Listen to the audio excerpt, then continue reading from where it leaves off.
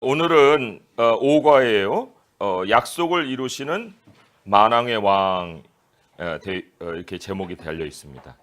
참 개인적으로는 1, 2, 3권을 참 은혜롭게 우리가 배웠지만 이 4권의 내용 하나하나가 참 많은 것을 우리에게 생각하게 하고요. 굉장히 우리 예수 그리스도를 참 바라보게 하는 그러한 많은 말씀들을 우리에게 전해주고 있어요. 그래서 저는 개인적으로 이 4권이 너무 참 좋습니다. 오늘 5과 약속을 이루시는 만왕의 왕이에요. 신학적 주제 같이 읽어보겠습니다. 시작. 하나님의 은혜로운 약속은 우리를 겸손하게 하고 마음의 감사를 불러일으킵니다. 네, 포인트를 잠깐 보시면은 포인트 1과 2가 그 은혜로운 약속이라는 말 안에 이제 다 포함이 됩니다. 그래서 포인트 1은 하나님은 영원한 안식을 약속하십니다 했어요.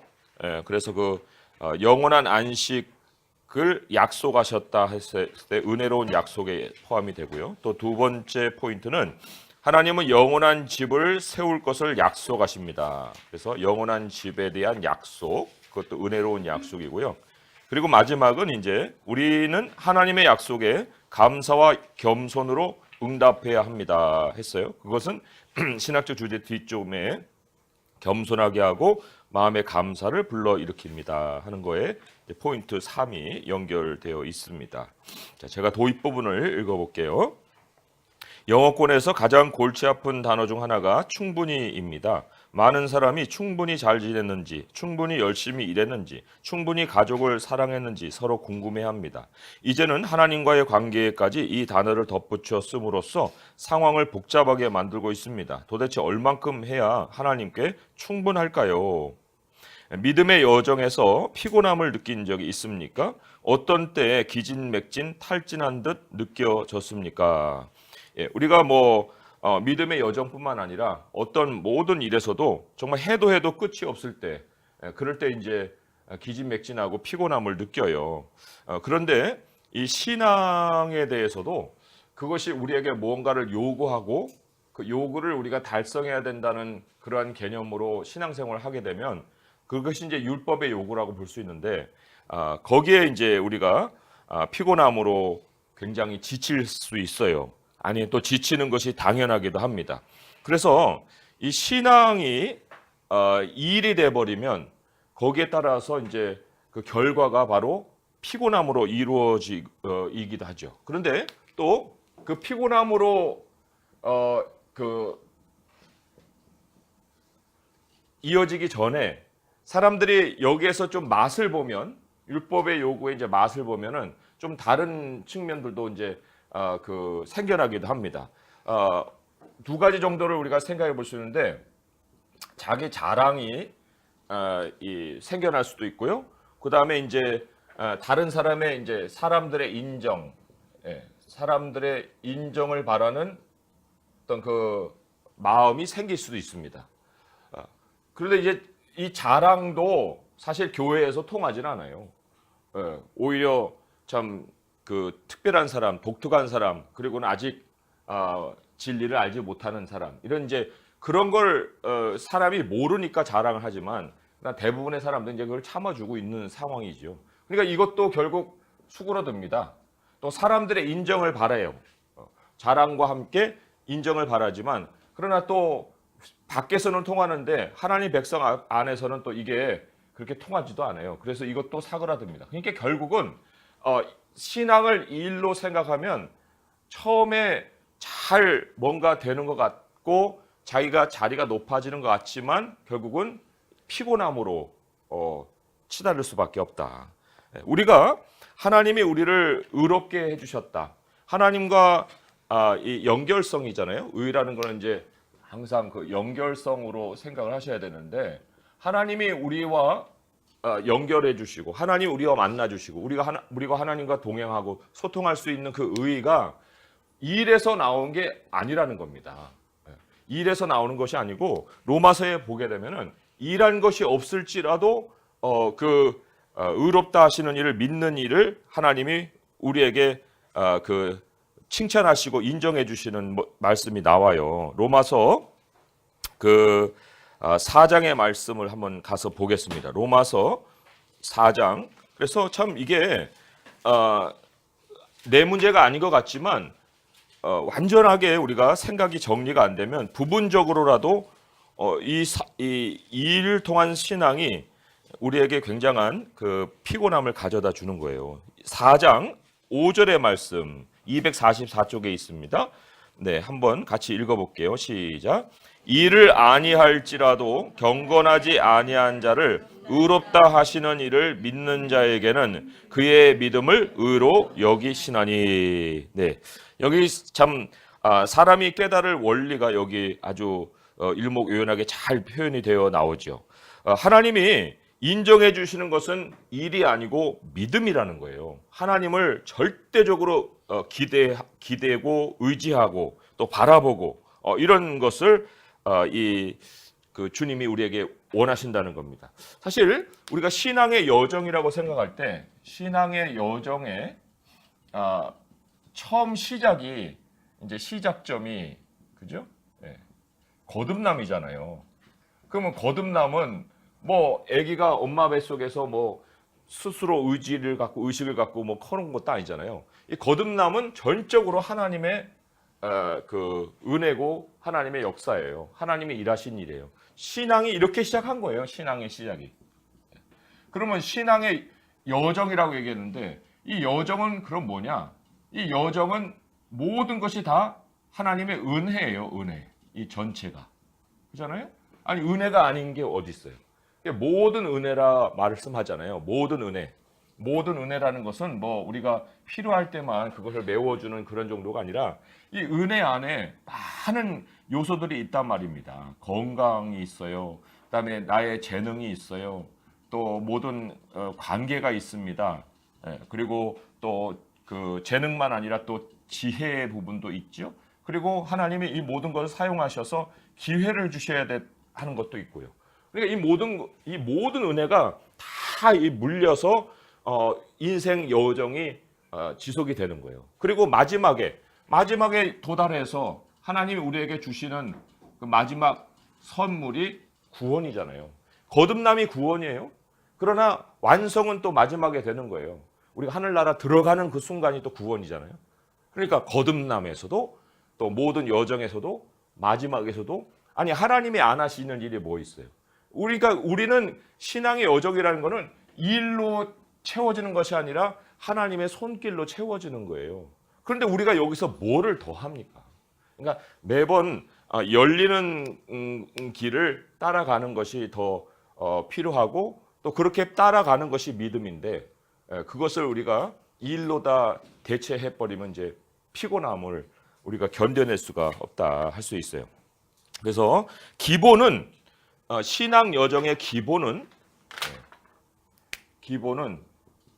하나님과의 관계다. 이렇게 우리가 정의를 해볼 수가 있습니다. 기본.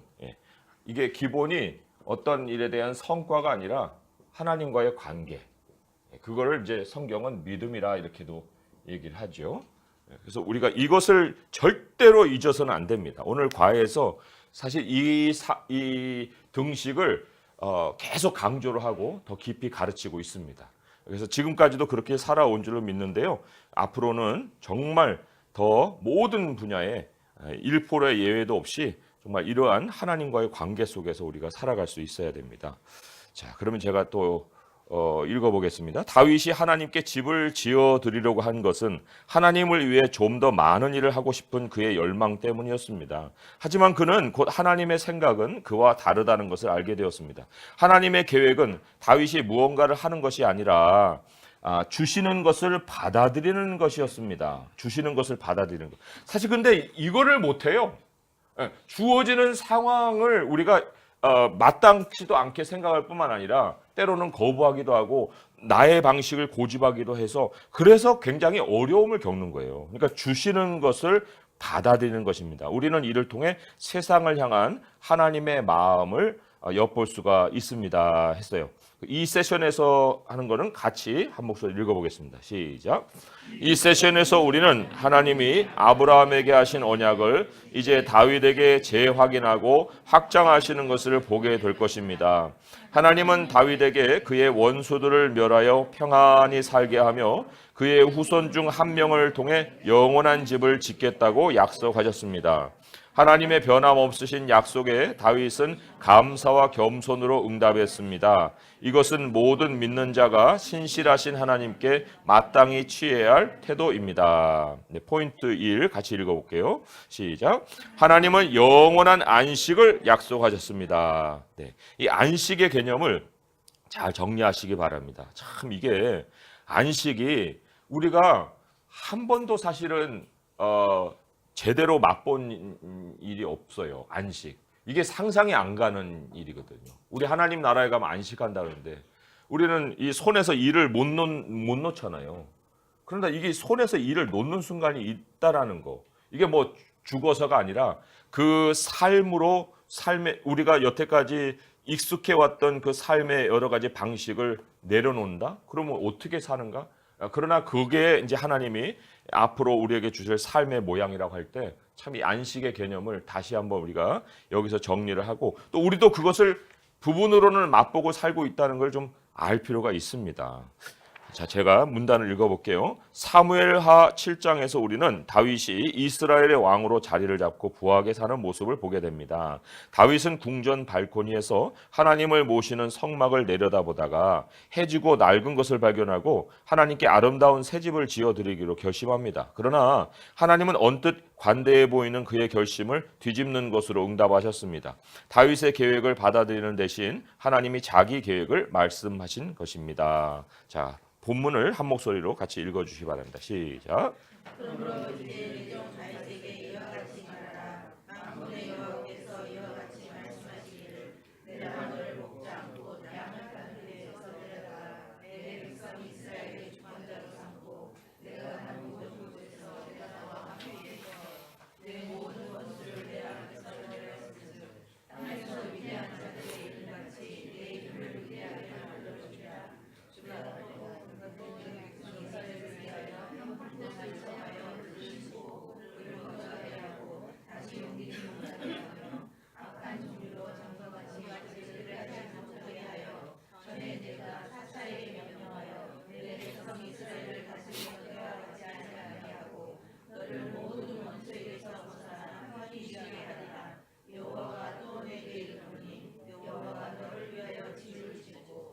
아멘. 네, 여기 보면 그 여호와가 너를 위하여 집을 짓는다 하는 게 바로 하나님이 만드시는 환경에서 사는 거예요. 하나님이 만드신 환경. 이게 이제 안식의 개념으로 이제 우리가 연결해서 생각해 볼 수 있어요. 하나님이 만드신 환경에서 사는 거. 그런데 우리에게 익숙한 환경은 그 앞에 있듯이 모든 원수라는 말 안에 다 포함이 되어 있습니다. 거기에서 벗어나는 게 안식인데 모든 원수의 우리가 이제 우리하고 이렇게 조화가 되지 않는 그런 환경, 이게 사람이 만들어 놓은 환경이죠. 그 사람의 환경에 너무 익숙하다 보니까 하나님이 만들어 놓으신 환경으로 들어가기가 어떨 때는 무서운 거예요. 그리고 또 그래도 될까 싶은 의심도 들게 되지요. 그렇지만 우리의 익숙한 것에 더 필요를 채워서 완성시키는 것이 아니라 하나님을 믿는 신앙이라는 것은 오히려 우리의 익숙한 것을 등지고 전혀 새로운 그 환경 안에 적응해 가는 거예요. 그게 바로 새술은 새부대에 붙는다 하는 것처럼 안식을 우리에게 주셨고 안식에 우리가 익숙하지 않으면 이제 불행은 우리가 스스로 자초하는 상황이 될 수도 있다는 거예요. 자, 그러면 계속 읽어봅니다. 하나님은 초원에서부터 왕궁에 이르기까지, 이게 이제 그 거듭남에서 구원까지라는 말로도 좀 그 생각해 볼 수 있는 단어긴 합니다. 초원에서 다윗이 그 양을 칠 때부터 이제 왕궁에 왕이 되었을 때까지 모든 날 동안 다윗의 발걸음을 인도해 오셨음을 일깨워 오셨습니다. 성경에서 많이 쓰이는 방식대로 하나님은 그에게 약속을 주시기 전에 먼저 자신의 신실함을 일깨워 주셨습니다. 그러니까 우리가 초원에서 왕궁이라고 할 때 그 인생의 모든 처음부터 끝까지의 여정을 살아가기 전에 또 중간쯤에서라도 항상 염두에 둘 것이 바로 하나님의 신실하심이에요. 신실하심이라는 것이 바로 처음부터 끝까지거든요. 처음부터 끝까지라는 하나님의 그 인도하심에 대해서 먼저 깨닫고 삶을 살아가야만 거기에서 이제 안식을 또 누릴 수가 있어요. 그래서 초원에서 왕궁까지, 그다음에 하나님의 신실하심, 이게 같이 연결되는 개념입니다. 여기서 우리는 자신에게 질문해 봐야 합니다. 나도 다윗처럼 스스로 결정하고 제 힘으로 살 수 있다고 성급하게 생각하지는 않는가? 하나님이 오늘 이 자리까지 나를 이끌어 주셨다는 사실을 잊지는 않았는가? 우리는 사는데 여유가 생기면 어려울 때보다 하나님의 자비에 덜 기대게 됩니다. 왜 우리는 위태롭고 고통스러운 삶을 살 때보다 부유하고 성공한 삶을 살 때 하나님을 인정하기가 더 어려울까요? 예? 그런 부유와 성공을 주시는 분도 하나님이신데 왜 결과는 그렇게 좋게 달라고 계속 기도해놓고 그렇게 되면은 왜 하나님에 대한 인정이 더 참 희미해지느냐 하는 그런 질문이에요. 자, 근데 거기에 참 여러 가지 생각을 해볼 수 있겠지만은 죄라는 것의 출발이 결국 나를 채우면서 시작을 했잖아요. 예, 그 먹음직도 하고 보암직도 하고 또 지혜롭게 할 만큼 탐스럽기도 하다. 그게 뭐냐면 나를 중심으로 이제 나의 필요를 채워 넣는 그런 그 안목이었어요. 그죠? 내가 있는데 나 혼자 존재하는 게 아니라 이 필요와 함께 해야 이제 내가 온전해진다는 생각을 하는 거예요. 그래서 사실 이 필요라는 부분을 이제 우리가 하나님으로 대체를 하는 거죠. 신앙에. 그래서 이제 이 필요가 이렇게 차오르면은 이제 됐어. 이래 되는 거예요. 하나님의 자리를 사실 제대로 내드리지 않고 나는 기본으로 있고 그리고 하나님이 들어오실 자리는 이제 나의 필요의 부분이 되는 거예요. 그리고 여기다 이제 하나님이 계속 물론 하나님을 믿는 모습으로 이제 전제를 하고서 하나님을 이제 기도하고 하나님께 말씀도 듣고 또 기도의 응답으로 채워주죠. 근데 필요가 딱 채워지면 이제 하나님이 개입하시는 것이 덜해지는 거예요. 또 싫기도 하고 그 수준에서 하나님을 보니까 필요의 수준에서 하나님을 보니까 하나님에 대한 어떤 인격 또 하나님에 대한 어떤 그런 배움에 대한 즐거움 이런 것이 없어요. 그런데 문제는 어디서 생기느냐? 위태롭고 고통스럽다는 것이 어디에서 우리가 참 그 발견을 하게 되느냐 하면은 이 절대적으로 전제되어 있을 거라고 생각했던 내가 무너지는 거예요. 이럴 때 이제 우리가 제대로 된 하나님을 만나는 거예요. 제대로 하나님의 자리가 어디냐 하는 것을 우리가 보게 되는 거예요. 절대자 하나님에 대한 절대 의지. 이게 이제 내가 있었던 자리에 하나님이 계시고 그리고는 나는 이 자리로 오는 거예요. 내가 이 자리로 오는 거예요. 그래서 하나님을 외부에서 만나는 것이 아니라 하나님을 내 안에서 만나고 하나님이 나의 주변의 모든 환경을 채워가시는 이런 것이 제대로 된 그 구도죠. 그러나 이 순간은 결코 멀쩡한 순간에서 찾아오질 않아요. 여기 보듯이 위태롭고 고통스러운 삶에 대해서 인생을 새롭게 볼 수 있는 관점을 갖게 해주는 환경을 통해서 이 하나님의 자리를 우리가 내드리게 되고 그리고 이제 이것이 이제 뭐 퍼센테이지로 설명하는 건 진리를 설명하는 좀 어폐가 있지만 그러나 우리 편에서는 항상 하나님이 100%가 될 때까지 그죠? 하나님이 내 인생의 중심에서 100%가 될 때까지 하나님은 계속해서 연단을 해 가십니다. 처음에야 이제 급박하고 간절할 때는 그 순간은 100%예요. 그러나 또 이제 자꾸 식거든요. 그러니까 식어지는 것을 다시 하나님께로 돌이켜서 이제 다시 하나님을 중심으로 하나님을 사랑함으로 바뀌어가는 이런 것들이 이제 믿음의 여정이라 볼 수가 있습니다. 그래서 이 내가 무너지는 것의 가장 대표적인 비유가 바로 누가복음의 부자 비유잖아요. 누가복음 12장에 누가복음 12장 20절 21절에 뭐 부자가 나오잖아요. 내 영혼아 내가 많은 것을 쌓아뒀으니 여러 날 뭐 먹고 즐기자 했을 때 너가 그렇게 했느냐? 오늘 밤 내가 내 영혼을 도로 찾으리라. 그러면 그것이 누구 것이 되겠냐? 하는 그 말씀이 있었잖아요. 누가복음 12장 말씀에 한번 12장도 한번 같이 한번 찾아볼게요. 12장에 20절 21절의 말씀인데요. 한번 같이 한번 찾아봅니다. 시작.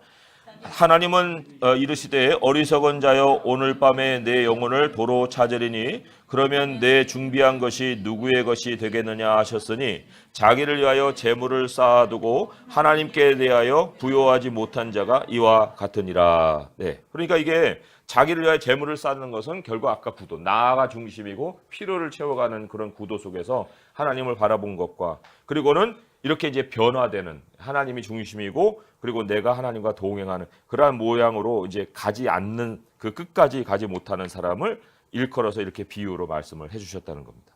또 하나 우리가 생각해 봐야 될 것이 다윗의 아주 유명한 고백이 있습니다. 다윗이 왕이 돼서도 정말 하나님이 다윗을 채워줄 수밖에 없는 그 이유가 있는 거예요. 역대상의 말씀을 한번 가보겠습니다. 역대상 29장 11절에서 16절까지인데요. 역대상 29장 11절에서 16절 구약성경 654쪽에 있어요. 구약성경 654쪽에 있습니다. 이게 이제 다윗의 이 고백 아주 유명한 고백인데요. 좀 길지만 함께 읽어보겠습니다. 역대상 29장 11절에서 16절입니다. 시작. 여호와여 위대하심과 권능과 영광과 승리와 위엄이 다 주께 속하였사오니 천지에 있는 것이 다 주의 것이로소이다. 여호와여 주권도 주께 속하였사오니 주는 높으사 만물의 머리이심이니이다. 부와 귀가 주께로 말미암고 또 주는 만물의 주제가 되사 손에 권세와 능력이 있사오니 모든 사람을 크게 하심과 강하게 하심이 주의 손에 있나이다. 우리 하나님이여 이제 우리가 주께 감사하오며 주의 영화로운 이름을 찬양하나이다. 나와 내 백성이 무엇이기에 이처럼 즐거운 마음으로 드릴 힘이 있었나이까. 모든 것이 주께로 말미암았사오니 우리가 주의 손에서 받은 것으로 주께 드렸을 뿐이니이다. 우리는 우리 조상들과 같이 주 앞에서 이방 나그네와 거류민들이라 세상에 있는 날이 그림자 같아서 희망이 없나이다. 우리 하나님 여호와여 우리가 주의 거룩한 이름을 위하여 성전을 건축하려고 미리 저축한 이 모든 물건이 다 주의 손에서 왔사오니 다 주의 것이니이다. 아멘. 네, 여기 마지막에는 이제 프로젝트가 나오지만 그러나 그 프로젝트를 이루기 위해서 하나님이 다 물건을 대주시잖아요. 그러니까 먼저 우리가 시행하고 하나님이 뒤를 대주시는 것이 아니라 하나님이 준비해 놓으시고 우리를 사명으로 인도해 가신다. 그리고 모든 것은 다 하나님께로 받은 거니까 우리는 하나님께로 받은 것으로 살다가 가는 거예요. 그러면 깨끗해지는 거예요. 뭘 구질구질하게 살 이유가 하나도 없다는 겁니다. 자, 그러면 그 문제 밑에 있는 문단을 읽어볼게요. 사실 하나님은 다윗에게 이렇게 말씀하신 셈입니다. 내 권능으로 너를 세웠으니 너는 내게 언제나 채무자다. 평생 내게 감사하며 살아야 할 것이다. 하나님이 세우실 집에는 다윗이 하나님을 위해 지음이 아닌 하나님이 다윗을 위해 지으심이라는 현판이 걸릴 것입니다. 은혜란 단순히 말하면 선물입니다. 주는 사람이 값을 치르고 받는 사람은 값없이 받는 것입니다. 그런데 많은 사람이 이 지점에서 넘어지곤 합니다. 이렇게 묻는데 익숙해지기 때문입니다. 얼마면 충분할까요? 교회에 얼마나 자주 출석하면 되겠습니까? 헌금은 얼마나 내면 되겠습니까? 이런 질문으로는 복음을 절대로 이해할 수 없습니다. 복음은 하나님의 엄청난 선물에서 비롯되었기 때문에 바로 예수님의 보혈입니다. 보혈만이 죄로 피폐해진 우리 영혼을 구원하기에 충분합니다. 기독교는 누구든 착하게 살다가 죽어서 하나님께 인정받으라고 가르치지 않습니다. 이 땅에서 완전한 인간으로 살아내신 후에 우리에게 그 삶을 선물로 주신 예수님에 관해 가르칩니다. 그 굉장히 중요해요. 그 문장 한번 좀 줄쳐놓으시고요. 다시 한번 묵상해 보세요. 이 땅에서 완전한 인간으로 살아내신 후에 우리에게 그 삶을 선물로 주신 예수님에 관해 가르친다 했습니다. 그분은 우리가 마땅히 살아야 할 삶을 사셨고 우리가 마땅히 치러야 할 죽음을 맞이하셨습니다. 그분의 삶이 곧 우리의 삶입니다. 그러나 이것은 우리가 그 사실을 받아들일 때만 가능합니다. 하나님이 다윗 왕의 결심을 뒤집고 그에게 언약을 주시는 이야기는 영광스러운 복음의 장을 마련합니다. 그 위에 있는 문장에 대해서 조금 더 부연 설명을 드리면은 우리가 예수님을 믿는다 하는데 예수님과 나를 개체로 생각할 경우가 있어요. 그래서 내가 그 예수님께 뭔가를 더 드려야 되는 그런 모습 이렇게 이해하기가 쉽거든요. 하지만 예수님이 끊임없이 우리에게 얘기하시는 것은 뭐냐면 너와 나는 하나다라는 거예요. 너는 내 안에 있다는 거예요. 그리고 원래 하나님이 사람을 지을 때에도 예수님 안에서 우리를 택하셨어요. 예수님 안에서 우리를 지을 생각하셨습니다. 그러니까 우리는 근본이 예수님에게서 나온 자들이에요.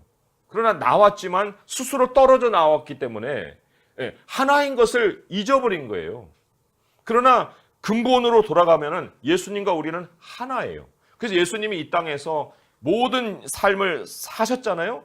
그게 내가 삶이 되는 거예요. 그리고 우리는 그 삶에 동참을 할 수 있도록 복음으로 초청을 하신 겁니다. 그것을 우리가 한번 말씀을 통해서 찾아볼게요. 로마서 6장 5절의 말씀. 로마서 6장 5절의 말씀. 그래서 우리가 얼마만큼 그 하나라는 것을 인식하고 사느냐. 거기에 이제 믿음의 정도가 있다고 볼 수가 있어요. 6장 5절의 말씀. 6장 5절의 말 로마서입니다. 247페이지에 있습니다. 로마서 6장 5절 같이 읽어볼게요. 시작. 만일 우리가 그의 죽으심과 같은 모양으로 연합한 자가 되었으면 또한 그의 부활과 같은 모양으로 연합한 자도 되리라.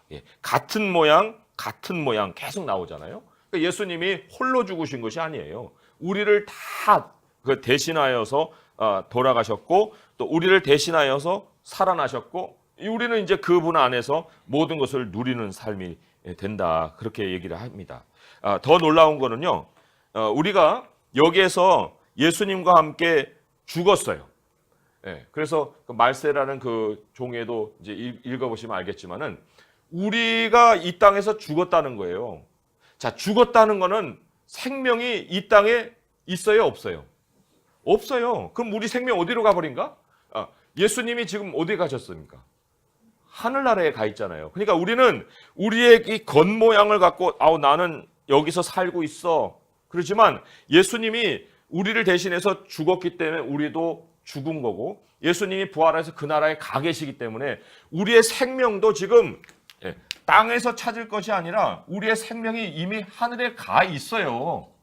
우리의 생명이 우리가 눈으로 못 보고 있을 뿐이지 이미 생명은 거기에 가 있는데 그러면 이 생명이 언제 나타나느냐? 예수님이 다시 오시는 날에 우리의 생명도 우리에게 오는 거예요. 그리고 우리의 몸은 변화되는 거죠. 변화되는 몸과 이 생명이 만나서 영원한 이 안식으로 들어가는 겁니다. 이게 그래서 몇 구절 좀 찾아볼게요. 에베소서 2장의 말씀부터 한번 보겠습니다. 에베소서 말씀으로 한번 가보시면은 2장의 말씀에 그 5절에서 6절 말씀입니다. 5절에서 6절. 에베소서 2장 5절 6절 311쪽에 있어요. 311페이지. 에베소서 2장 5절 6절입니다. 읽어볼게요. 시작. 허물로 죽은 우리를 그리스도와 함께 살리셨고 너희는 은혜로 구원을 받은 것이라 또 함께 일으키사 그리스도 예수 안에서 함께 하늘에 앉히셨다. 앉히시니. 그러니까 승천은 예수님 혼자 했습니까? 승천을 예수님 혼자 한 게 아니라 우리의 생명을 다 가지고 예수님이 거기에서 지금 기다리고 계신다는 거예요. 골로새서 말씀으로 또 옮겨가 볼게요. 골로새서는 에베소서, 빌립보서, 골로새서예요. 골로새서 3장 3절의 말씀입니다. 326쪽에 있어요. 326쪽 골로새서 3장 3절 말씀. 3절 4절 읽어볼게요. 시작. 이는 너희가 죽었고 너희 생명이 그리스도와 함께 하나님 안에 감추어졌습니다. 우리 생명이신 그리스도께서 나타나실 그때에 너희도 그와 함께 영광 중에 나타나리라. 지금 여기 생명이 어디 있어요? 하나님 안에 감춰져 있다고 했어요. 보화와 같이 하나님이 잘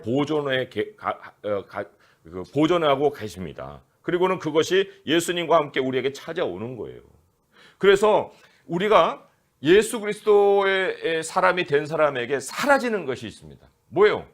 죽는 것이 안 두려운 거예요. 죽음에 대한 두려움을 하나님이 우리에게 없애주십니다. 왜요? 우리 생명 거기 가 있으니까. 우리는 여기 지금 육체라고 생각하겠지만 이 육체의 생명이 죽었다고 얘기하잖아요.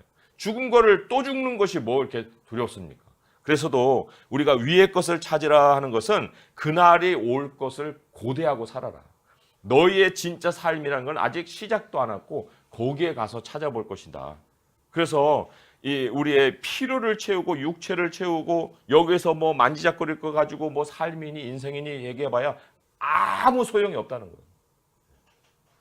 거지나 부자나 동일하게 모든 것은 다 놓고 가는 그러한 인생이기 때문에 우리의 눈이 열려서 무엇이 진짜인지를 볼 수 있는 안목을 가지고 살아야 한다 하는 거예요. 자, 그러면 제가 또 계속 중간부터 읽어볼게요. 하나님은 다윗의 관점을 바꾸고 그에게 약속을 주셨습니다. 처음 세 가지는 이스라엘의 평화가 올 것이라는 하나님의 선언입니다. 여러 해 동안 전쟁과 전투를 치러 온 이스라엘에게는 반가운 소식이었습니다. 누구에게나 쉴 곳이 필요합니다. 비극적이거나 나쁜 일이 일어나지는 않을까 노심초사할 일이 없는 안전한 곳입니다. 그리스도인은 예수 그리스도 안에서 안식을 누립니다. 예수님은 나의 사랑 안에 거하라고 말씀하셨습니다. 예수님 안에 집을 지으라는 것입니다. 그분의 이름과 그분의 임재가 바로 우리가 찾아 헤매던 안식입니다. 신실하신 예수님이 쉼을 주겠다고 약속하셨습니다. 우리가 주님 안에 처소를 마련하면 주님이 우리를 통해 자기 영광을 세상에 나타내실 것입니다. 했습니다. 질문을 통해서 우리가 앞에 있는 것을 좀 정리해 볼게요. 예수 그리스도의 복음은 믿는 자들에게 어떻게 안식을 보장합니까? 했습니다. 여기 이제 복음을 좀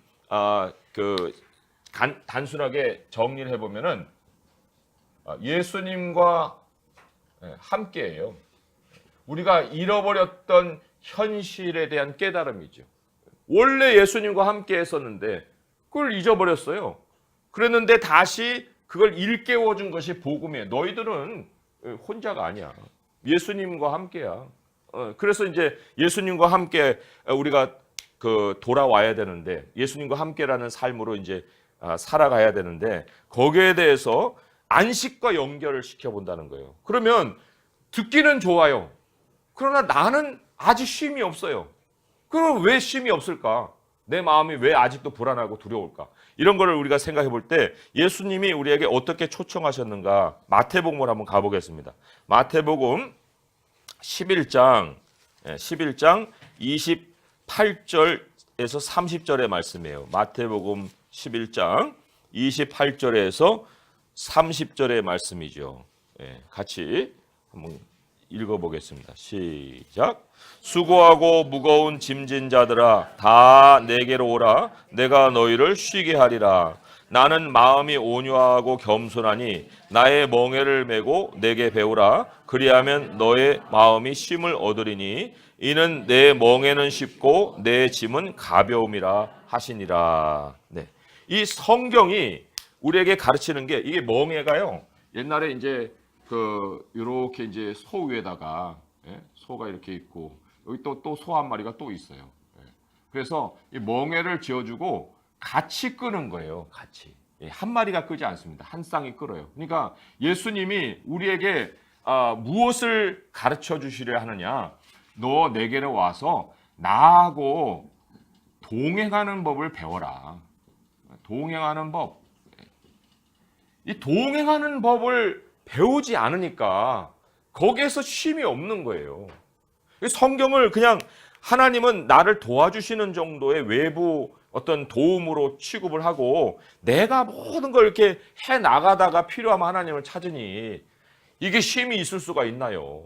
그러나 예수님 말씀하시길 너 여태까지 이 일에 지쳤지. 너 사는데 그 안 되지. 왜 안 되는 줄 알아? 나한테 와야지. 나하고 함께 그 동행하는 걸 배워야지. 이 배움 속에서 우리에게 안식이 찾아온다는 거예요. 그리고 그러한 안식을 누림을 통해서 우리에게 하나님이 그 보여주시려고 하는 것이 바로 하나님이 끌어가시는 그 환경이에요. 하나님이 우리에게 주시는 바 안식이라 볼 수 있어요. 자, 두 번째 문제를 봅니다. 뒤에 넘기시면은 그리스도 안에서 안식을 누릴 줄 모르면 복음 증거에 어떤 영향을 미칩니까 했어요. 뭐 어떤 영향 정도가 아니라 100% 못하죠. 100% 못해요. 그리스도 안에서 안식을 누릴 줄 모르는데 그건 뭐예요? 그거는 어떻게 하나님과 동행할 줄을 모른다는 거예요. 아니 어떻게 하나님과 동행할지도 모르는 영적 삶에 대한 무지를 가지고 복음이 얘기하는 게 예수님과 함께인데 예수님과 함께라는 걸 어떻게 그 전한다는 거예요. 그래도 멀쩡히 전해요. 어떻게 전할 수 있느냐? 이 복음을 복으로 대체해 버리고 또 이 복음을 어떤 우리의 그 도덕적인 행동으로 대체를 해 버리고 또 도덕을 어떤 지혜를 주는 어떤 지식으로 대체해 버리면은 충분히 복음을 전할 수가 있습니다. 더 잘 전할 수 있어요. 그러나 이것이 복음이 아닌 것은 스스로 지쳐버려요. 말씀드렸죠? 스스로 피곤해 버린다. 그러니까 이 예수님과 함께라는 게 있어야 하나님의 공급함을 받거든요. 하늘과 우리가 하나가 돼서 하늘이 우리가 매면 하늘도 매고 또 풀면 하늘도 풀어주는 이것이 가능해지는 건데 이 예수님과 함께를 빼놓은 복음은 다 땅의 종교로 전락을 해버립니다. 그래서도 기복신앙, 뭐 도덕주의 신앙, 뭐 그리고 스콜라 신앙 뭐 이런 것들이 생기는 거 아니에요. 그러나 그거 가지고 사람이 생명을 누리느냐? 못 누립니다. 절대로 누릴 수가 없어요. 그래서 그리스도 안에서라는 것을 우리가 어렵게 생각할 것이 아니라 예수님과 나는 원래 하나였다. 내가 그걸 몰랐다. 하나님이 오셔서 가르쳐 주셨다. 그러니까 예수님을 믿고 나는 예수님이 나의 모든 삶을 미리 살아주셨으니 그 삶을 내가 동참하면 되는 거다.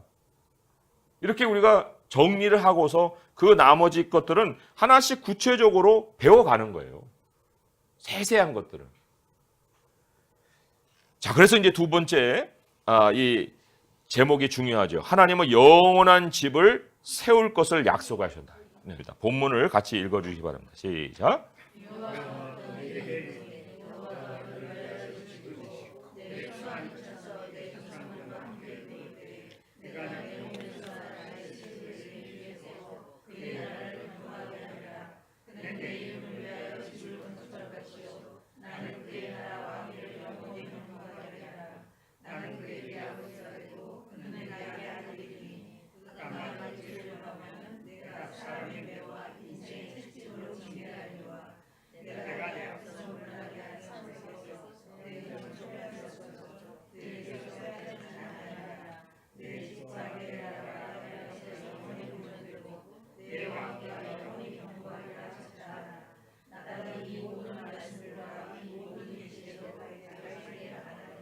아멘. 네, 참 멋진 하나님이에요. 왜냐하면 하나님이 우리에게 왕으로 오신다 그래서 모든 걸 하나님이 막 직접 통치하신다 그런 이미지를 가질 수 있지만 그런 하나님이 하시는 말씀을 보게 되면 하나님이 우리에게 하나님의 통치를 맡기시는 방식이에요. 하나님 대신에 우리가 인생을 주관하게 만들어 가신다는 거예요. 참 얼마나 멋진 하나님이에요.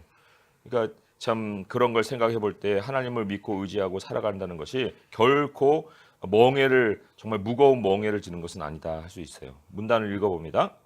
하나님이 다윗에게 영원한 집을 지어주겠다고 약속하십니다. 이것은 궁극적으로 메시아를 가리키신 약속입니다. 그분이 장차 오셔서 영원히 다스리실 것입니다. 그런데 본문에서 많은 독자에게 의구심을 불러일으킬 만한 구절이 한 군데 있습니다. 그가 만일 죄를 범하면, 그러니까 앞에 있는 그게 다 예수님을 약속한 거라면 어떻게 이런 전제의 말씀이 가능할 수 있었느냐, 그런 얘기예요. 그가 하면 예수님을 얘기하는 거 아닙니까? 이렇게 이제 대들 사람도 있겠죠. 그가 만일 죄를 범하면, 예수님에 관한 이야기라면서 이게 무슨 뜻이에요?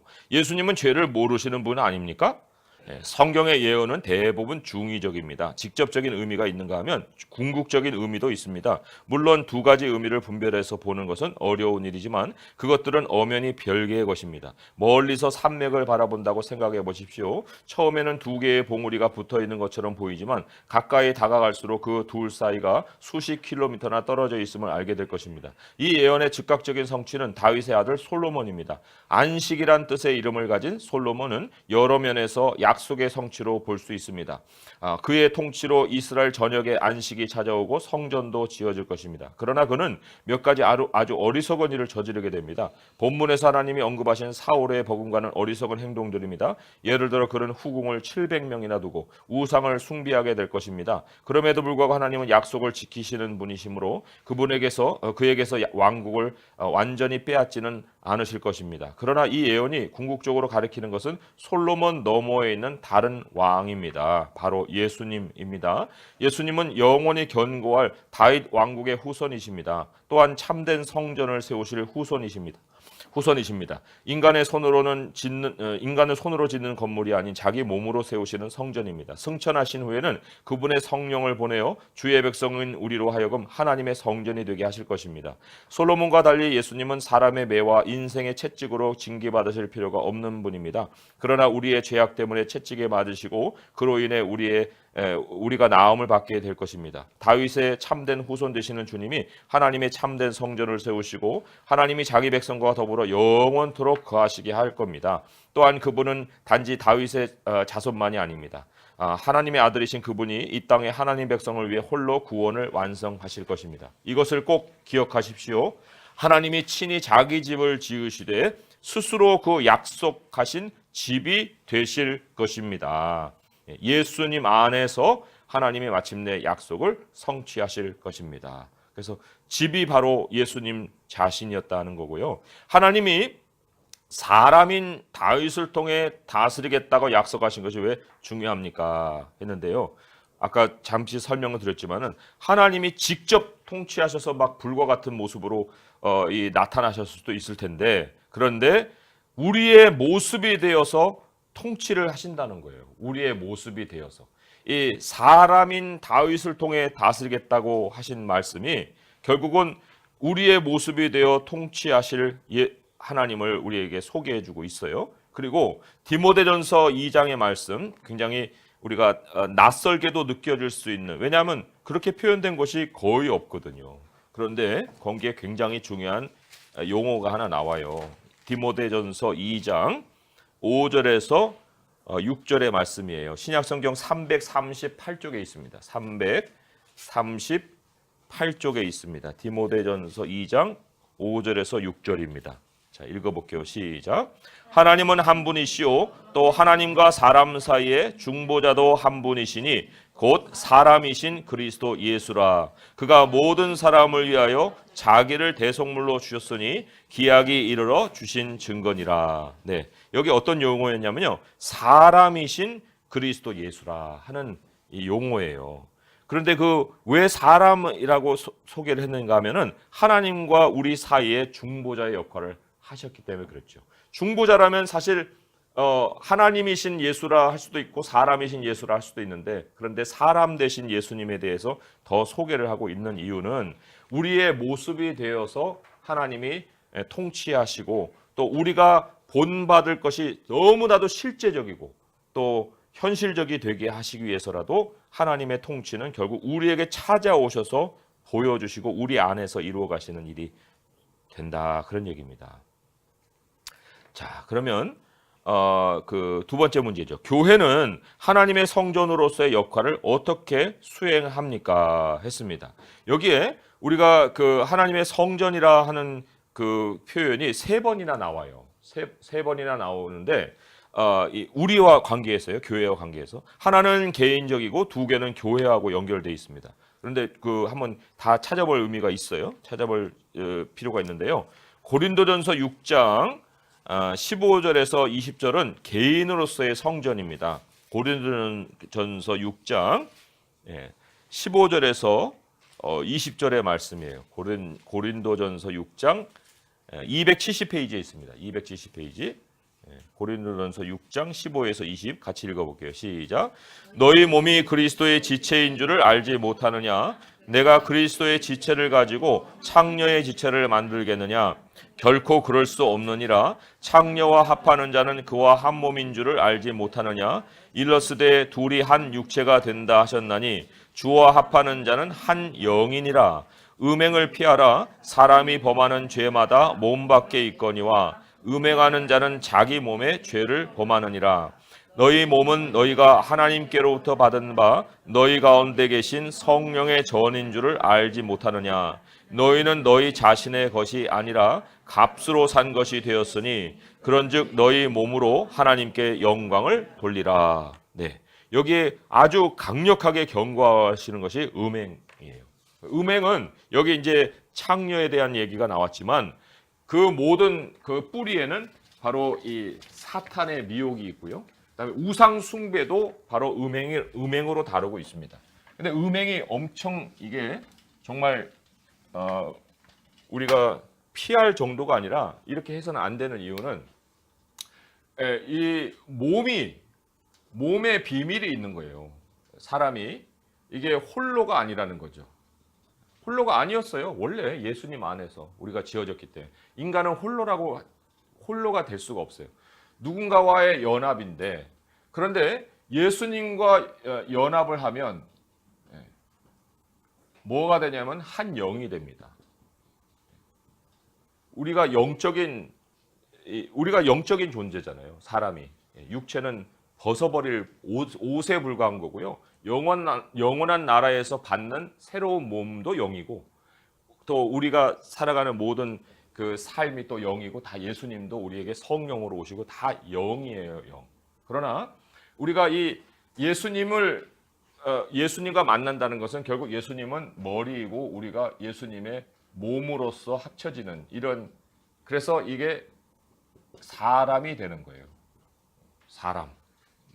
그러나 우리가 다른 여자하고 만약에 합치게 되면은 플러스 뭐 이렇게 합치게 되면은 이때에는 우리가 누구의 지체가 되냐면 창기의 지체가 되는 거예요. 그럼 머리가 육체가 되고 우리는 그 육체에 딸리는 몸이 되는 거예요. 여전히 이거는 몸덩어리죠. 영이라는 것을 찾아볼 수가 없는 거예요. 그래서 육체에 매이게 되는 겁니다.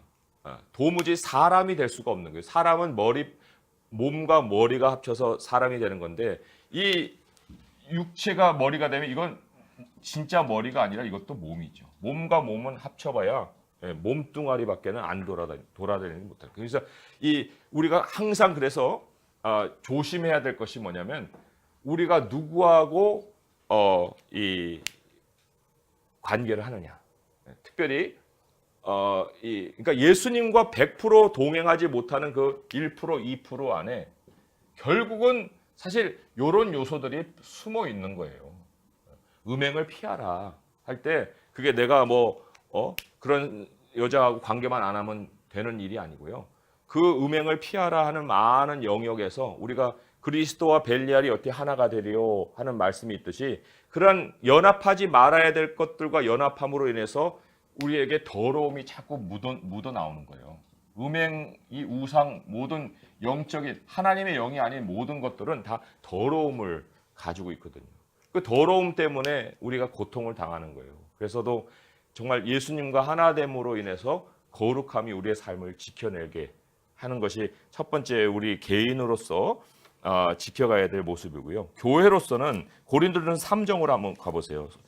교회로서는 고린도전 3장 16절에서 17절 말씀 먼저 첫 번째 걸 찾아보고요.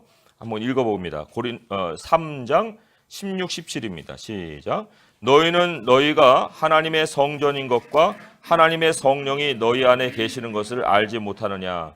누구든지 하나님의 성전을 더럽히면 하나님이 그 사람을 멸하시리라. 하나님의 성전은 거룩하니 너희도 그러하니라. 여기 이제 더럽힌다 하는 것이 바로 이 분열을 일으키는 거예요. 분열. 교회를 분열시키면 하나님이 그 사람은 죽이신다 그랬습니다. 그 당장 즉사를 안 해도 그것은 영원히 이 죄를 면치 못하는 죄를 범하는 거예요.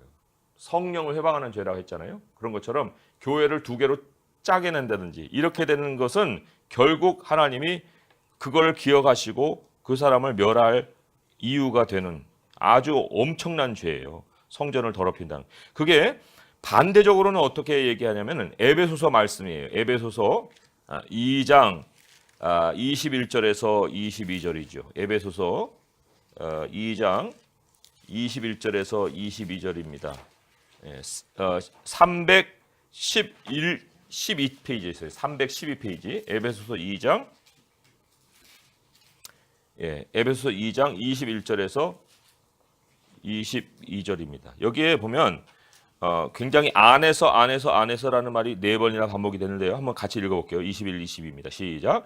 그의 안에서 건물마다 서로 연결하여 주 안에서 성전이 되어가고 너희도 성령 안에서 하나님이 거하실 서소가 되게 하여 그리스도 예수 안에서 함께 지어져 가느니라. 네, 여기 그의 안에서, 주 안에서, 성령 안에서, 예수 안에서 다 안에서 나오죠.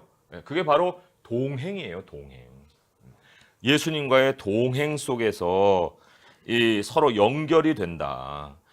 그 연결성이 그 교회의 핵심이거든요. 생명력이라고 볼 수 있습니다. 연결이 의이고 연결이 화목이고 그러잖아요. 그러니까 서로가 나눔이 풍성해질 수 있는 것이 바로 교회가 가져야 될 근본의 모습이라고 볼 수가 있어요. 그러니까 분열은 영벌을 받을 수 있는 거고 정말 교회가 하나 되고 연합되고 정말 연결될 수 있는 일에 내 자신이 쓰이는 것이 바로 하나님으로부터 상급을 받을 일이죠.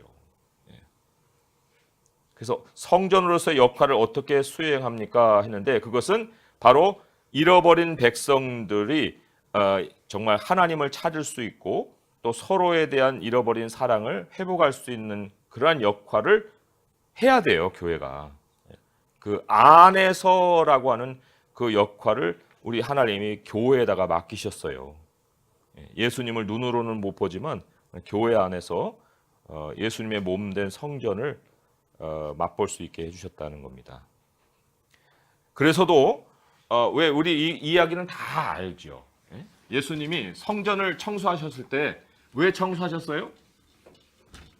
성전 청소 이유가 거기 장사했잖아요. 근데 장사하면 안 되는 집이었거든요. 뭐라고 했냐면 만민의 기도하는 집이다. 그런데 우리는 보통 이제 이 기도에 많은 방점을 찍는데 예수님이 거기에서 얘기하고 싶었던 것은 만민이었어요. 만민. 왜냐하면 성전이 있는데 여기 이제 성소가 있고 지성소가 있고 옛날 성전은 굉장히 그 구조가 좀 더 큽니다. 옛날 장막하고 달라요. 그래서 들어가면은 여기 이방인의 뜰이 있고 또 여기에 여인의 뜰이 있고 여기는 이제 유대인 남자들이 들어가는 그리고 여기 이제 제사장들이 들어가는 이게 층층이 나뉘어져 있는 거예요. 근데 여기 이방인의 뜰에다가 장사를 벌이는 거죠. 그래가지고 이 하나님은 열방도 와서 기도할 수 있는 문을 열어두셨는데 심지어는 여기 감람산에서 이 다른 지역으로 가려면은 여기 이렇게 원래는 돌아가야 되는데 여기를 지름길로 사용을 했단 말이에요. 장사꾼들이 막 보찜 짓고 여기 쪽문에 쭉쭉 들어가. 그러니까 막 예수님 이걸 보니까 너무 화가 난 거예요. 만민이 와서 기도를 해야 될 곳에 왜 너희들 만민에 대한 문을 닫아버렸느냐.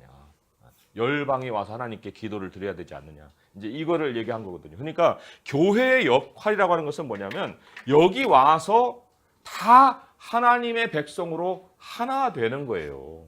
하나님의 백성으로.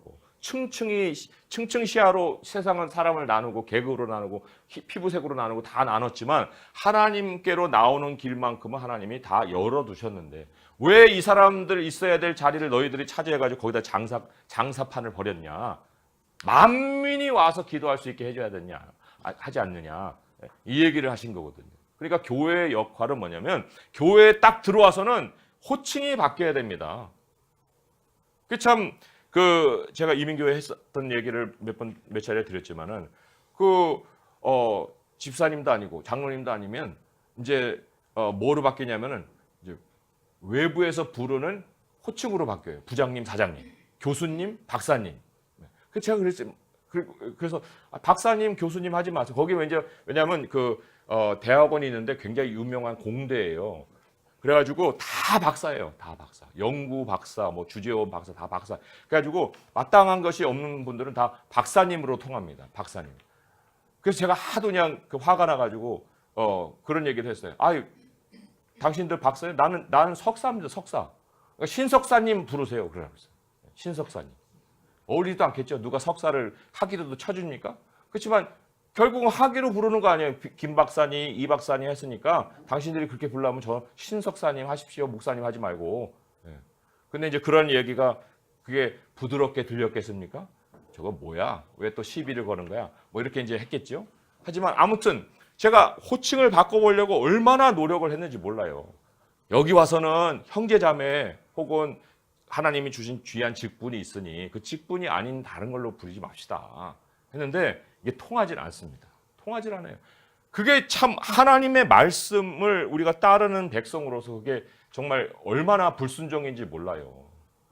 왜 이 변화 하나를 못 받아들일까? 아니 그 문화 하나를 못 고치는 사람이 무슨 삶에서 어떤 그 변화를 기대를 할까? 우리가 교회에서 신앙은요 다 어린아이부터 어른까지 이게 다 층층이 하나님이 잘하게 하신 대로 잘하는 거예요. 밖에서 사장했다고 해서 여기서도 어른 대접을 하면 안 되는 거예요. 교회에서는요 어린아이부터 차근차근 자라가야죠.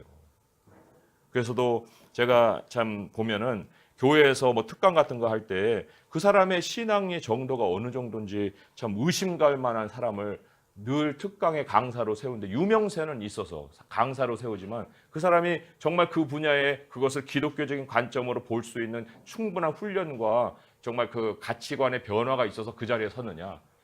그럴 때 너무 의심스러운 사람들을 세워놓고 사람만 모으고 강연을 하는 그러한 교회들의 많은 모습들을 보면서 이건 아닌데 하는 생각을 많이 했거든요. 그러니까 말씀에 훈련이 되어 있으면 그거 전문적인 지식을 가지지 않을지라도 적어도 우리가 하나님 중심이라고 하는 그 순수성은 가지고 있는 거거든요. 그래서 이 교회 안에 성전으로서의 역할을 수행한다고 할 때 연결성, 그죠? 그 서로에 대한 그 포용과 사랑 이게 가장 핵심이다 할 수가 있어요. 세 번째 포인트는 우리는 하나님의 약속에 감사와 겸손으로 응답해야 합니다 했습니다. 같이 읽어보겠습니다. 시작.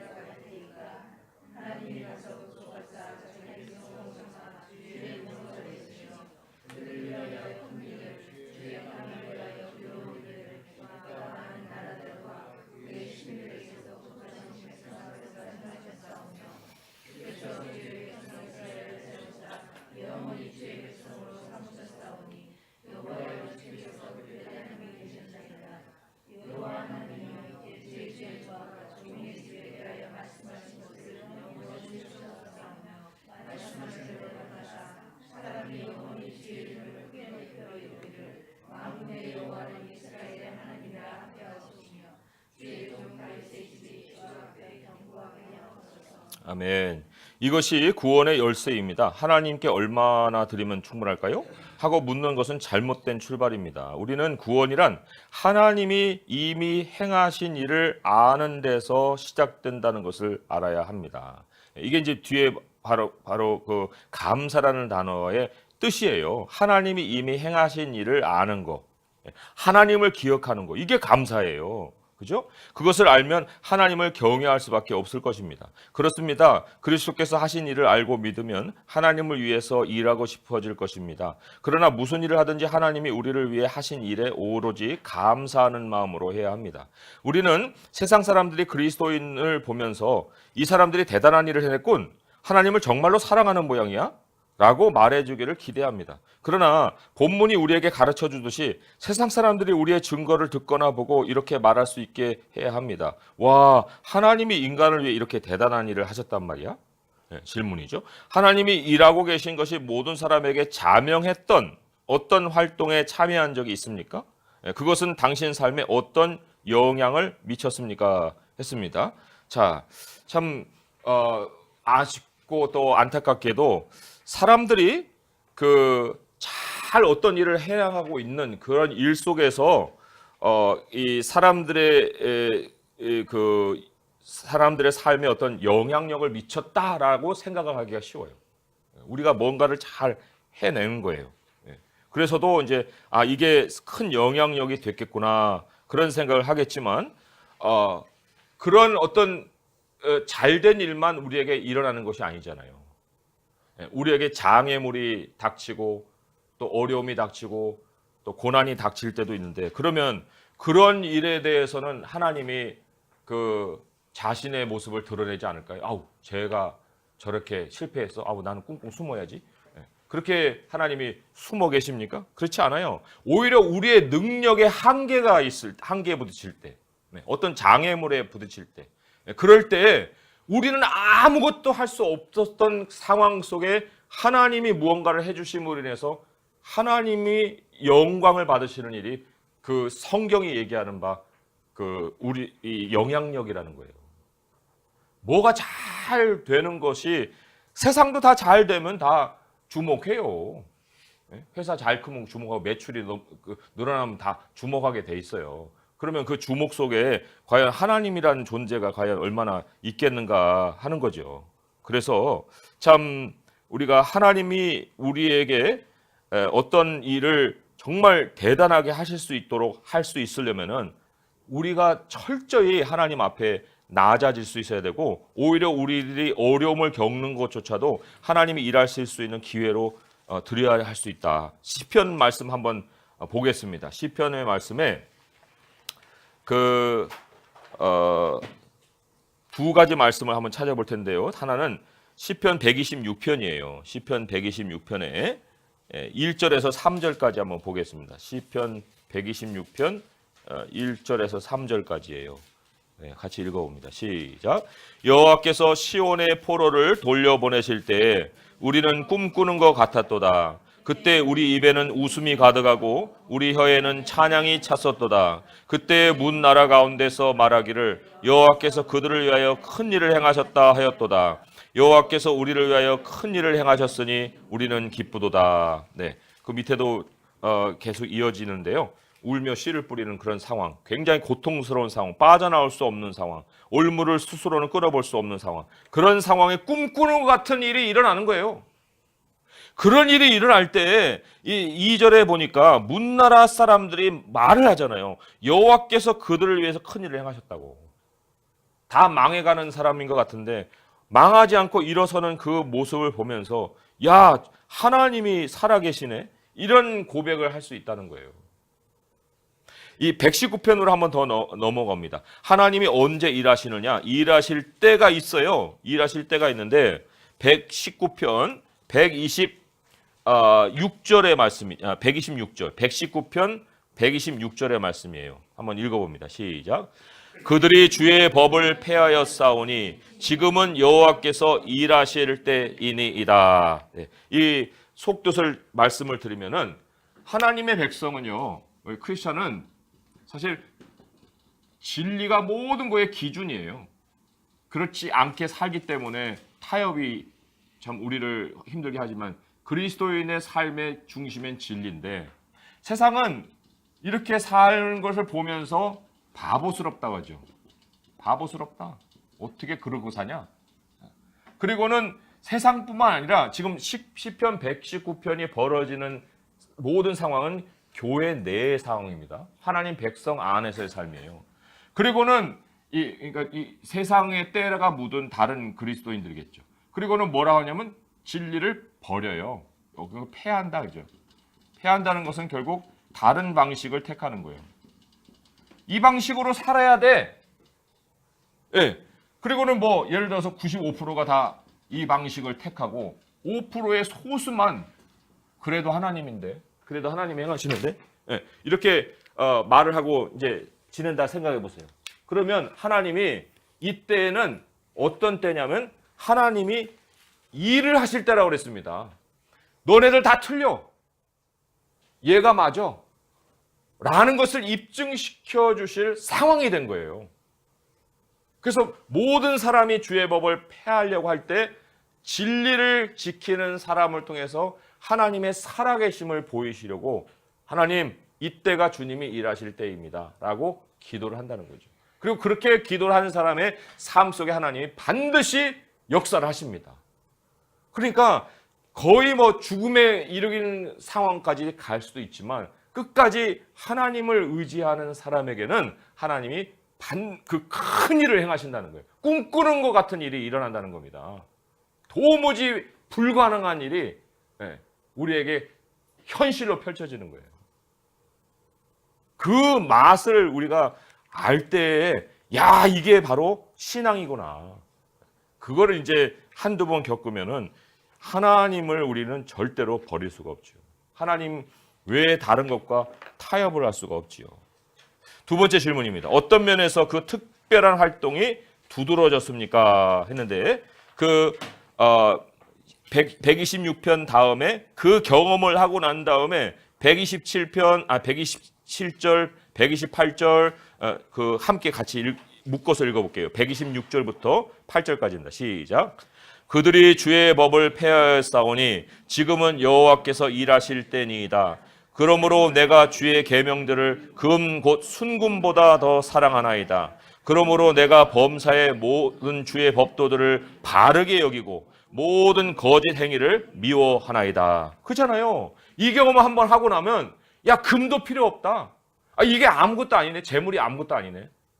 이 우선순위가 바뀌어버려요. 하나님의 말씀이 내게 생명이구나. 그리고는 모든 법도를 바르게 여긴다 그랬어요. 나머지는 다 거짓이구나. 거짓 길이었구나. 그걸 이제 미워하는 그 결과를 세운다는 겁니다. 그래서 인생이나 교회나 사실 이 바르게 세워지는 계기가 다른 데서 오는 것이 아니라 정말 모든 사람들이 아니다라고 얘기할 때 그겁니다 하고 진리를 고소하는 그 일에서 하나님이 역사를 한번 땅 해주시잖아요. 그러면은 모든 사람들이 하나님을 인정할 수밖에 없는 거예요. 그 다음에도 이 방식이겠구나 하고 이제 따라오는 거죠. 그러나 그런 일들을 안 하고 자꾸 만지작만지하고 타협하고 넘어오고 좋은 게 좋은 거니까 하고 하니까 세월은 가는데 하나님 중심이 안 되는 거예요. 그래서 이 기존의 교회들도 그렇고 우리의 삶에도 그렇고 정말 하나님이 주시는 어떤 계기를 딱 거쳐야 하나님 중심이 되는 거죠. 자, 계속 읽어볼게요. 하나님이 다윗에게 하신 말씀은 우리에게도 똑같이 적용됩니다. 내 손으로 세운 왕국은 무너질 것입니다. 내 힘으로 하는 일은 실패할 것입니다. 나의 야망 또한 이루어지지 못할 것입니다. 예수님만이 유일하게 영원하실 것입니다. 우리 삶의 가장 큰 특권은 예수님과 동행할 곳을 보여달라고 하나님께 간구할 수 있다는 것입니다. 그 줄 그으세요.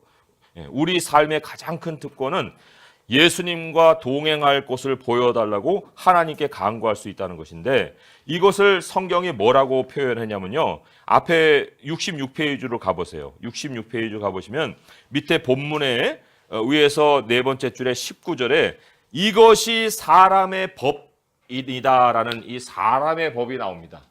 사람의 법. 제가 세승교회에서 한번 설교를 했어요. 이 제목을 가지고. 사람의 법. 사람 사는 법이에요. 어떤 것이 사람 사는 법이냐 보면 19절 제가 전체를 한번 읽어볼게요. 그 18절부터 나를 여기까지 이르게 하셨나이까 라는 말이 있어요. 나를 여기까지 이르게 하셨나이까. 주 여호와여, 주께서 이것을 오히려 적게 여기시고 또 종의 집에 있을 먼 장래 일까지도 말씀하셨나이다. 주 여호와여, 이것이 사람의 법이니이다 했어요. 자, 이걸 도표로 우리가 그려보면서 야, 사람의 법이라는 게 이런 거구나. 하나님이 우리의 살 길을 이렇게 설계해 놓으셨구나. 이제 이걸 알게 되죠. 우리의 현재가 여기 있습니다. 나의 현재예요. 근데 나의 현재는 현재 자체로 있는 것이 아니라 하나님이 여기까지 이르게 하신 일이 있어요. 이르게 하신 일. 하나님이 이르게 하신 일로 내가 이 지점에 있는 거예요.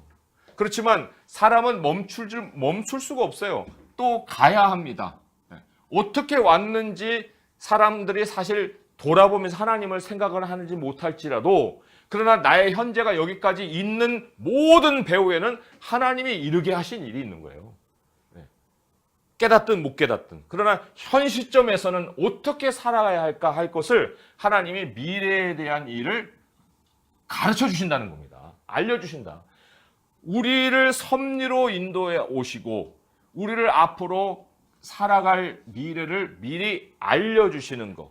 이 전체가 바로 사람의 법이에요. 사람이 어떻게 사느냐에 하나님이 설계해 놓으신 설계도라는 겁니다. 그런데 더 우리에게 은혜가 뭐냐면 하나님이 이르게 하신 이 일 속에 패턴이 있어요. 이것이 우리의 미래를 비춰주는 등불이 되는 거예요. 그러니까 미래는 막연하게 맞는 게 아니라 하나님이 이르게 하신 그 패턴 속에서 미래를 조명해 볼 수 있게 하신다는 거죠. 이 성경은 그래서 우리에게 생명이고, 그리고 내 발의 등이요 내 길의 빛이라는 것이, 우리 말씀은요 무슨 가로등 등불이 아니에요. 내가 지나가면은 저 뒤에 오 이렇게 되는 게 아니라 이 손으로 들고 다니는 그 불과도 같은 거예요. 말씀은 이동용입니다. 휴대용이에요. 가로등이 아닙니다. 그래서도 우리 하나님이 얼마나 우리에게 생생하게 그 말씀에 대한 그 길을 알려주시는지. 그러니까 매번 새롭게 말씀을 우리가 접하고 또 깨닫고 할 수가 있다는 거예요. 그러니까 이 사람의 법. 그래서 우리가 아까 그 줄친 거 다시 한번 돌아보면 우리 삶의 가장 큰 특권은 예수님과 동행할 것을 보여 달라고 하나님께 간구할 수 있다. 그거요. 하나님은 성경을 통해서 우리에게 또 응답을 하시죠. 하나님은 우리에게 무엇을 바라지 않으실 것이지만 영원한 가치를 위해 우리를 사용하실 것입니다. 우리의 아주 소소한 삶을 아름답고 소중하며 영원한 것으로 만들어 주실 것입니다. 삶을 하찮은 것으로 여기는 사람이 꽤 많습니다. 하지만 우리는 하나님을 인격적으로 도우시는 분으로, 공경에서 벗어나게 해주시는 분으로 여깁니다. 하나님이 우리에게 원하시는 것은 우리가 생각하는 것보다 훨씬 더 크고 풍부하고 심오합니다. 위대한 역사는 겸손에서 시작합니다. 그죠? 우리가 낮아지면 낮아질수록 역사는 위대해진다 그랬어요. 그래서 능하신 손 안에서 겸손하라. 베드로전서 5장 6절에 그렇게 나오잖아요. 능하신 손 안에서 겸손하라. 하나님의 능하신 손 안에 겸손하라. 베드로전서 5장 6절이에요. 위대한 역사는 겸손에서 시작됩니다. 우리는 기독교 신앙에서도 이러한 사실을 배울 수 있습니다. 만일 스스로 위대해지고 한다면 하나님이 허락하지 않으실 것입니다. 스스로는 못해요. 그러나 하나님을 높여드리기를 열망한다면 하나님이 우리 삶의 영원한 가치와 기적적인 능력을 부어주실 것입니다. 내 집을 짓느라 허송세월하지 마십시오. 하나님을 위한 집을 짓느라 시간을 낭비하지도 마십시오. 오히려 하나님의 충만하신 사역 안에서 안식하고 주님이 부르실 때 응답하십시오. 그러니까 그 가장 하나님 앞에 수동적일 때 가장 능동적일 수 있고 형통할 수 있어요. 하나님 앞에서 수동입니다. 그냥 혼자 게으르고 아무 일도 안 하는 게 아니라 하나님 앞에서 가장 수동적일 때 가장 능동적이고 형통하게 된다 하는 거예요. 문제는 이렇습니다. 감사할 줄 모르고, 감사가 뭐라고 했어요? 하나님에 대해 돌아본다고 그랬잖아요. 하나님에 대해 돌아봄이 없고 자만심에 가득 차다. 자만심이 뭐예요? 내가 했다? 내가 한다? 뭐 이런 거죠. 그러니까 하나님께 맡기는 게 없는 게 자만심에 가득한 태도예요. 하나님에 대해 돌아봄도 없고 하나님께 맡김도 없는 그 태도는 우리의 사명을 어떻게 방해합니까? 했는데 위의 설명에 따르면 하나님은 절대로 그 일을 허락하지 않으신다는 거예요. 허락이 없다. 그러니까 보내는 모든 것이 허송세월이고 다 시간 낭비예요. 그리고 기적이 없어요. 일만 남습니다. 일만. 기적의 능력으로 아까 앞에 동행해 주신다 했는데 허락도 안 하는데 시간 낭비, 허송세월, 기적이 없고 일만 남고 얼마나 피곤해요. 그죠? 오른쪽으로 넘어가서요. 감사와 겸손이 복음을 전하는데 필수적인 자질인 이유는 무엇입니까? 했는데 감사와 겸손은 결국 항상 이 하나님의 생각이 묻어나오는 그런 행동과 말이라고 할 수가 있습니다. 감사는 하나님에 대한 생각이고요. 겸손은 그 생각이 묻어나오는 행동과 말이에요. 감사는 하나님에 대한 생각이고 겸손은 하나님에 대한 생각이 묻어나오는 행동과 말이다. 그게 왜 전도에 여기 이제 복음 전하는 걸 전도라는 용어로 한번 바꿔보죠. 전도의 필수적인 자질이 되느냐 할 때 그것은 바로 하나님이 어떻게 행하실 거를 알고 행하는 거기 때문에 그죠? 하나님이 일하시고 나는 따라가는 그런 구도로 바뀐다는 거죠. 그리고 하나님은 하나님의 집을 하나님이 손수 세워 가시잖아요. 그 복음이 또다시 이제 하나의 면모를 더 더하면 아까 예수님 안에서 오늘 예수님과 함께가 복음이라고 했는데 이 예수님과 함께라는 것이 결국은 뭐냐면 하나님의 집을 지어가는 거예요. 지어가는 거. 이걸 위해서 우리가 복음을 전하는 거잖아요. 하나님의 집을 지어가는 거. 그런데 이 하나님의 집을 지어가려고 하는 사람이 하나님의 생각을 모른다? 이럴 수가 없잖아요. 그래서도 하나님에 대한 생각이 감사고 그 생각이 묻어나오는 행동과 말이 겸손인데 그 두 가지를 잘 우리가 실천할 때 거기에서 하나님의 집이 세워진다 할 수 있습니다. 자, 거기 결론 부분은 같이 읽어보도록 하겠습니다. 오늘 좀 시간이 많이 가는데요. 읽어봅니다. 시작. 우리는 하나님께 어떻게 감사를 표현해야 할까요? 하나님을 공경하고 가진 것을 아낌없이 드린다는 것은 어떤 것일까요? 첫째, 하나님은 우리에게 어떤 도움을 바라지 않으신다는 점을 기억하십시오. 하나님은 세상을 구원하는 데 필요한 도우미를 찾으신 적이 없습니다. 그렇다고 해서 하나님이 우리의 헌신을 요구하지 않으신다는 뜻은 아닙니다. 다만 우리에게서 무언가를 공급받지는 않으신다는 것입니다. 하나님은 돈이든 재능이든 시간이든 부족한 게 없으십니다. 우리에게 나를 위해 세상을 구하러 가자고 명령하시지도 않았습니다. 오히려 우리를 통해 세상을 구원하시는 주님을 따르라고 부르십니다. 네, 그래서 이 도움이 필요한 것은 우리 자신이고요. 그리고 시선은 언제나 주님께 둬야 된다 하는 것이 첫 번째 그 요약이라고 할 수 있고요. 둘째 한번 읽어봅니다. 시작. 하나님의 은혜에 보답하겠다는 마음이 있어야 합니다. 하나님은 우리에게 어떤 도움을 바라지 않으신다와 하나님은 우리의 반응을 원하신다는 진리 사이에서 균형을 잡을 줄 알아야 합니다. 다윗이 책망받은 것은 태도 때문이 아니었습니다. 오히려 하나님은 그를 칭찬하셨습니다.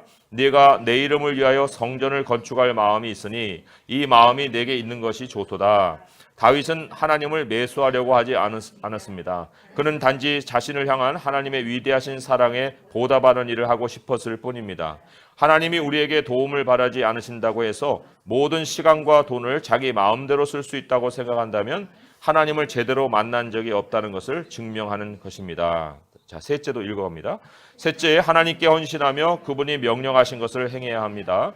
자신의 능력과 결정에 따라 세상의 무게를 짊어져야 한다면 곧 무기력해질 것입니다. 그러나 하나님께 우리 자신을 헌신한다면 주님이 시키시는 일을 감당할 수 있으며 그 안에서 안식할 수 있습니다. 성령이 우리를 인도하시도록 하면 모든 일을 해내지 못한다는 죄의식의 압박을 피할 수 있습니다.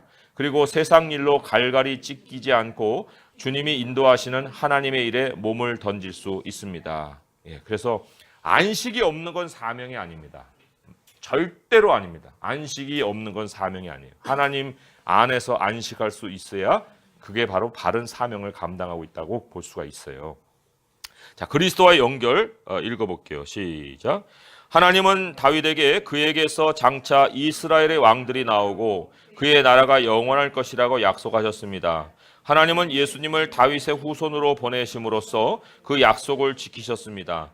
모든 역사는 다윗의 자손 예수님이 영원한 나라의 왕으로서 인정받으실 날을 향해 달려가고 있습니다. 하나님의 계획, 우리의 사명, 한 문장 읽어봅니다. 시작. 하나님은 우리가 경험한 자비와 은총을 다른 이들에게 전하려면 어떻게 하나님께 온전히 헌신해야 한다고 말씀하십니다. 제가 요약을 해볼게요. 그리스도 안에서 영원한 안식을 누리라라는 메시지는 세상 사람들에게 어떤 울림을 줄까요? 네. 참 우리가 아이러니하게도 세상 사람들이 나를 중심으로 삶을 살아가는데, 그렇기 때문에 누구보다도 내가 무너지는 일을 잘 압니다. 내가 무너지는 일을 가장 두려워해요. 나를 가장 중심에 두면서도 내가 무너질 것에 대한 두려움 때문에 그 밤잠을 설치는 게 세상이에요. 그잖아요? 예. 그런데 여기 그 그리스도 안에서 영원한 안식이라 하는 것이 복음의 메시지인데, 처음부터 끝까지 여기 하나님이 책임지시는 삶이라는 거예요. 이걸 뭐 그 사람들이 이해를 하든 이해를 안 하든 하나님이 전하라 하신 복음 안의 내용이 바로 처음부터 끝까지 하나님이 하십니다. 그 얘기를 들을 사람은 듣는 거고 안 들을 사람은 안 듣는 거예요. 그러나 세상이 가장 잘 알고 있는 것 중에 하나가 뭐냐면 내가 무너지는 것에 대한 두려움이고, 그리고 또 내가 무너진 경험을 많이 하고 삽니다. 그리스도인들은 7번 넘어져 8번 일어나는 경험들이 있지만 그들은 한번 넘어지면 나락으로 떨어지는 그런 일들을 수도 없이 겪고 있어요. 그래서 이 복음이 쉼으로 초청한다는 것만큼 그들의 귀가 열리는 일이 없습니다. 하나님이 모든 일을 책임져 주십니다. 하나님이 함께 하시는 존재입니다. 우리는. 이것을 이성이 받아들일까 아닐까 이런 걸 고민할 것이 없고요. 그냥 우리가 그렇게 살고 있고 그거를 다른 사람에게 당연하게 우리가 진리로 전하는 거. 그럼 울림이 있다니까요. 울림이 있어요. 뭐 100명을 전도에서 100명을 다 거둬야 뭐 확률성으로 성공한 전도가 되는 게 아니고요. 100명을 전도해서 1년을 가도 수확이 없어도 한 명이 귀가 열리면 그게 복음 전도인 거죠. 그러나 그 제대로 된 복음을 전해야 쉼으로 들어오지. 아니면 아까 하나님 자리를 복이 차지하고 도덕이 차지하고 지혜가 차지하고 그런 식으로 전하면 그거 솔길에서 오면은 열매가 아니라는 거죠. 두 번째로 성전 되시는 예수님을 생각할 때 오늘날 교회 건축과 관련해서 우리는 어떤 점을 회개하고 어떤 방향으로 나가야 합니까? 했는데 말씀드렸듯이 성전의 생명은 연합이고 연결이잖아요. 그죠? 연합이고 연결이에요. 연합이고. 저는 좀 이거를 우리 감성적인 단어로 좀 바꿔서 따뜻함이다 뭐 이렇게 한번 좀 생각을 해볼 수 있었어요. 따뜻함이다. 그러니까 규모가 아니다는 거죠. 규모가 아니고 그 관계다.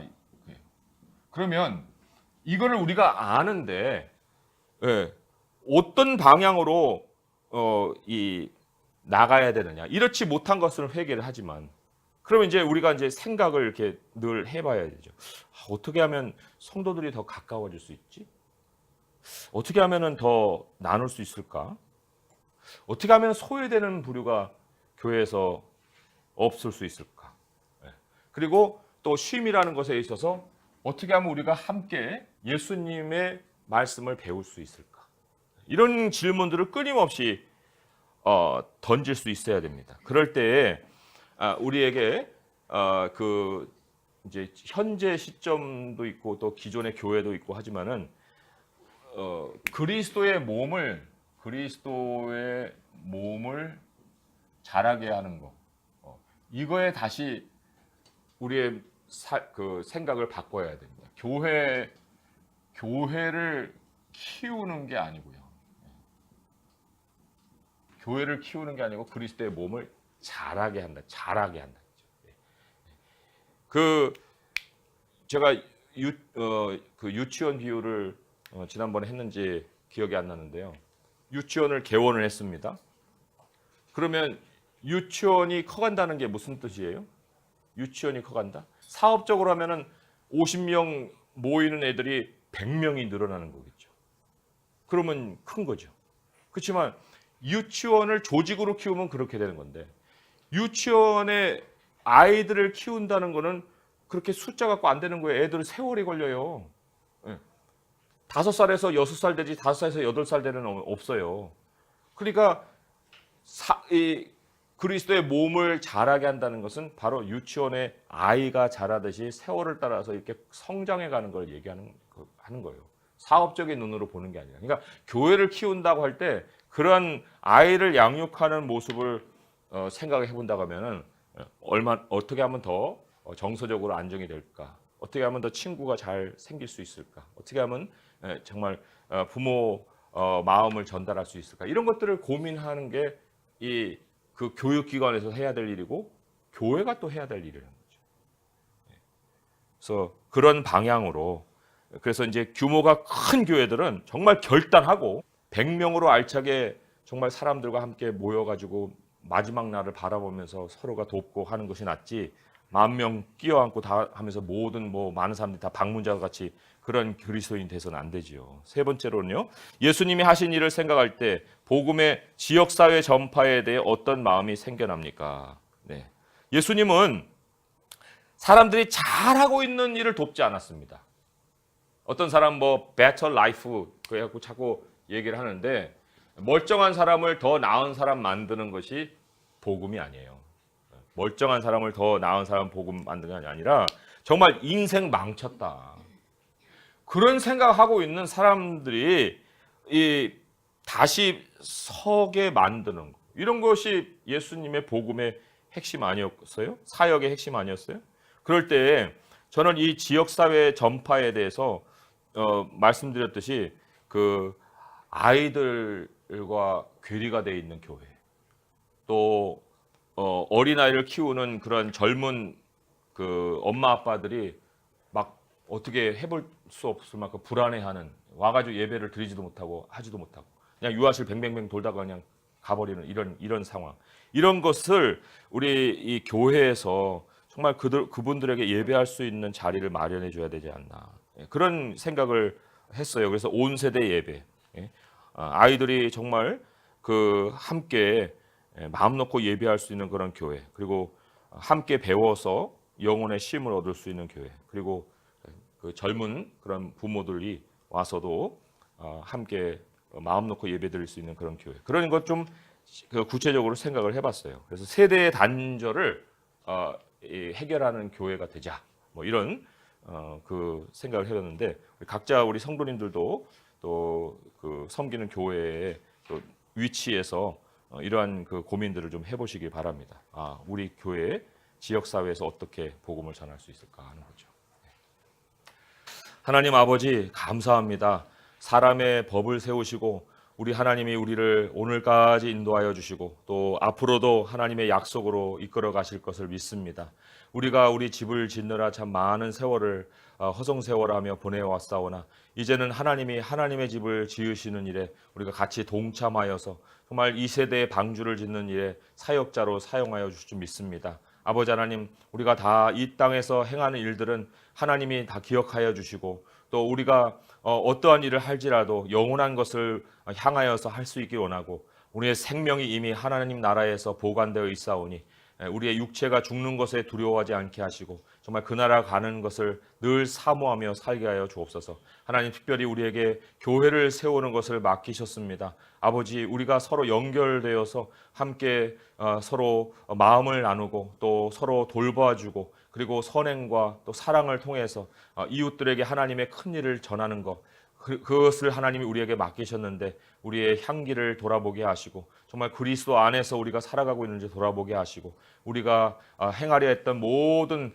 우리 스스로의 의지와 결단들을 내려놓게 하시고 우리 주님 앞에 늘 묻고 또 응답을 받아서 움직여 살아갈 수 있게 하소서. 안식을 누릴 수 있는 저희들이 모두 될 수 있도록 축복하여 주시옵소서. 예수님의 이름으로 감사하며 기도합니다. 아멘.